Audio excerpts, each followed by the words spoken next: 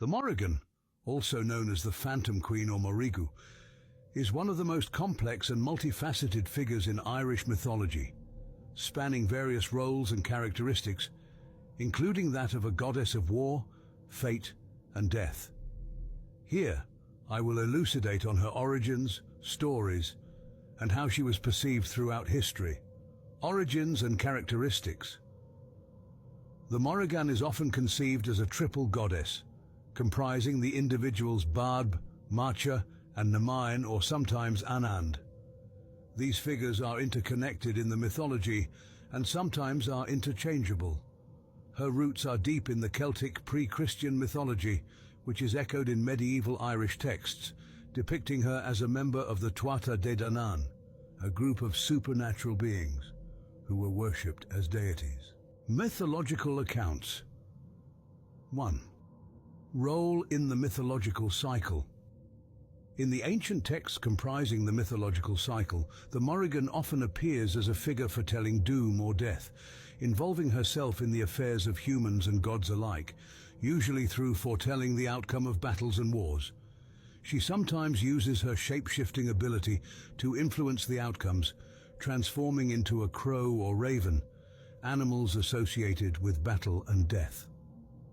2. The Ulster Cycle. In the tales of the Ulster Cycle, she has a notable appearance in the Táin Bó Cúailnge, the cattle raid of Cooley.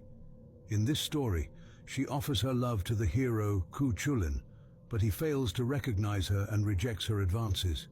In retaliation, she intervenes in his battle, first hindering and then aiding him. Eventually, it is prophesied that Cú Chulainn will die young, a prophecy that comes true, with Morrigan appearing as a harbinger of his death. Symbolism and worship. The Morrigan was often associated with the sovereignty of the land itself, representing the landscape of Ireland in a literal and figurative sense.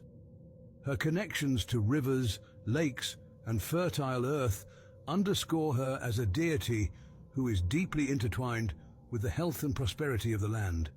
She was believed to have the power to grant kingship and sovereignty and, in some interpretations, is viewed as a protector of the land and its people. Later, perceptions and Christian influence. With the advent of Christianity in Ireland, the role and perception of the Morrigan and other figures from Celtic mythology were likely altered and diminished. The Christian texts, which record these myths, often do so with a certain degree of skepticism and reinterpretation, situating the old gods and goddesses as historical figures, diminished in stature and power rather than as divine beings. Modern revival and neo-paganism. In modern times, there has been a resurgence in interest in Celtic mythology and spirituality, including the worship and veneration of figures like the Morrigan.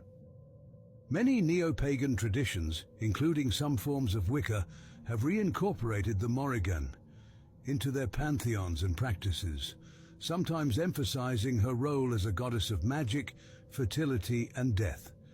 In contemporary literature, art, and media, the Morrigan often appears as a representation of feminine power and sovereignty, a complex figure who embodies the multifaceted nature of the divine feminine. Conclusion. The Morrigan is a rich and deeply complex figure in Irish mythology, embodying themes of war, death, sovereignty, and the land itself. Her stories and imagery continue to captivate people to this day, representing a force that is both fearsome and nurturing, a guardian of her people and a harbinger of change and transformation. The figure of the Morrigan encourages us to look deeper into the nuances of life, death, and the intricate web of relationships that bind all things.